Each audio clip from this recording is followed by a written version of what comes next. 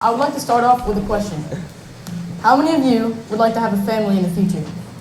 Now I know this seems like a lifetime away, but we will be adults sooner than you think. With adulthood come many responsibilities, like paying the bills, keeping a job, and most importantly, taking care of the earth. And I know that previous generations, not to blame anyone, haven't done such a good job of that. They need to take more care of deforestation, pollution, and preserving Earth's wildlife.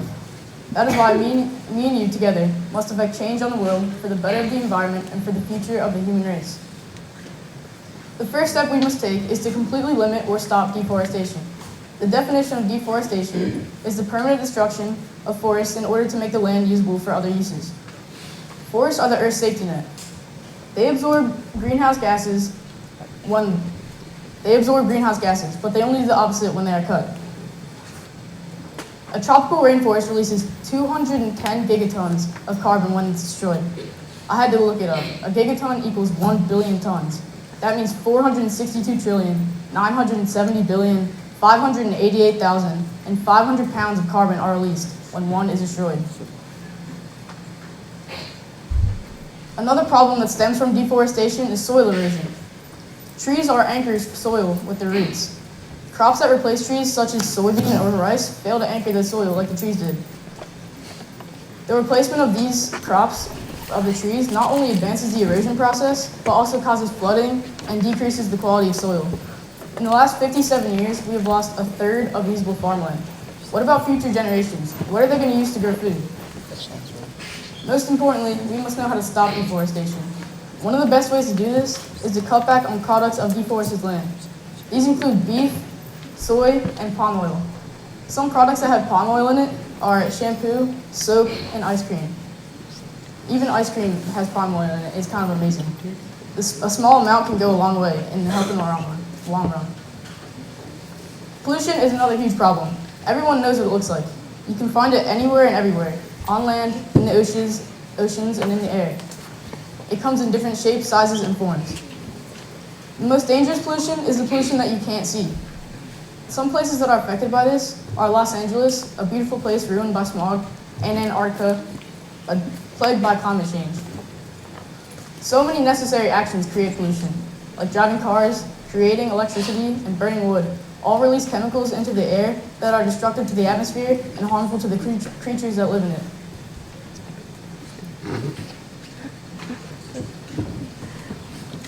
The most devastating cause of this is climate change. This is caused by greenhouse gases like CO2 that reach the atmosphere and trap more heat than needed.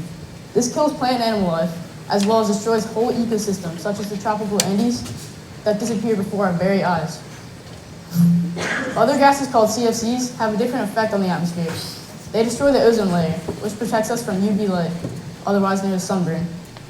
The ozone hole is an area above Antarctica with depleted ozone. It has grown 209 times since 1970.